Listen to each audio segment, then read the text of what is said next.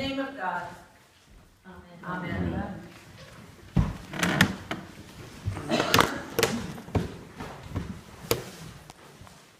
I'm picking up on the question that Carol asked last week. Well, what did you expect? And I think about those brothers. How do you think they felt as they were watching that caravan taking their brother out of sight? I love the fact that we're given the impression that this family is so great on its family values that instead of killing him, they sell him into slavery. How did that money feel in their pockets? What did they say to each other? What do you think? Good riddance. That little snot. Yeah. What do you think, Lee? What have I done? Maybe that came a little later. At least we didn't kill him. I bet that's a big part of what they said. We were really good brothers. We didn't kill him. And they thought, this is the thing, they thought they knew what they were doing. They thought they were pretty clever. And really they had no idea what they were doing. Their vision was so small. They could only see what was right in front of them, the irritation of this brother, the chance to make a buck. They did not see the bigger picture that we're told later of famine coming, a people saved by Joseph being the Pharaoh's right-hand man. Later, when they expect Joseph to be vengeful, Joseph says this: what you intended for evil, God intended for good. So the contrast between that mean pettiness here and God's big plan could not be more stark, more different. Carol Mork suggested that question, well, what do you expect last week? And it is a theme we see throughout Scripture. The women go to the tomb expecting a body, and instead it's empty, and there's something much bigger. In that story last week, Jacob finally gets ready for a night's peaceful sleep, and instead he meets God face to face. Joseph's brothers in this story expect to get rid of a spoiled brat, and instead they get deliverance and the salvation of God's people. Well, what did you expect?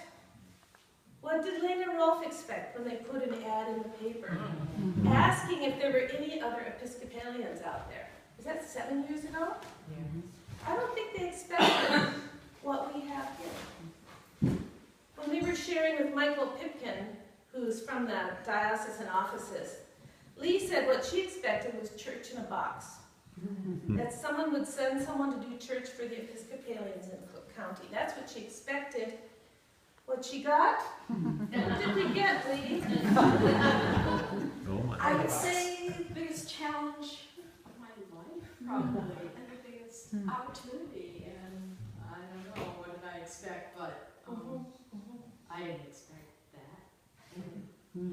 Interesting. So on the one hand, the biggest challenge, and on the other, the biggest opportunity. It's like, it's way different than we thought, and way better, I think. I think this is very true in our individual lives. I'm sure you can all think of times when you expected one thing, and you got something else, and it turned out to be far beyond what you could imagine. And I think it's really true for us as a community here at Spirit of the Wilderness. Early this year, I spent time with church members asking them about, how do you feel about where we're at? And people expressed a sense of concern that there's something less energy around our involvement, our passion in being church. And then shortly after that, as we applied for a Lilly grant, as a chance to get me out of the picture for a while, we realized that this could force us to look at new ways to energize, to challenge new folks to step up. We sent in the proposal, a little expecting to get it, and now we've got the grant. What did we expect? And we are going to take this next year to consider how we move into this next stage of our life together as a church.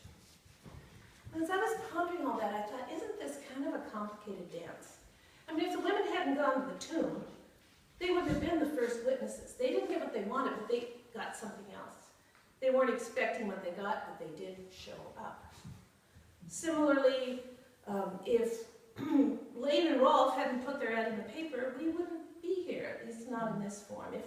If people like Reed and Barbara hadn't had this kind of entrepreneurial spirit, let's make this happen, if we hadn't sent in the grant proposal, we wouldn't have gotten it. So there's a way in which we step out, not knowing what God has for us. Our expectations are often meager. Let's anoint a dead body, let's get a night's sleep, let's get rid of this pesky brother, let's start a church, let's apply for a grant. And when you look at our passage in the New Testament with Peter, he looks up at Jesus. They're all scared in that boat. I don't know what they were expecting, but they're looking out, and Peter says, "Hey, Lord, if it's you, call me to be with you." What did he expect?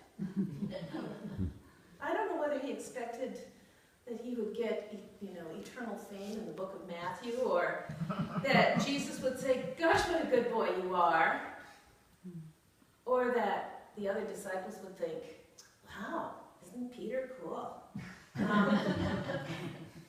That he steps out, and he must have expected that the water wouldn't be cold or wet. It's like he's out there and then he's suddenly sinking. And you and I know that when we step out, it's often cold and wet.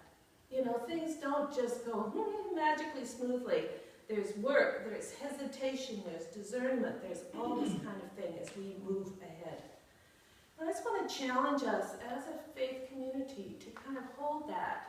This what do we expect, and stepping out and then being open to things being complicated, but open to things being way beyond what we could expect or imagine, because that's the way God works.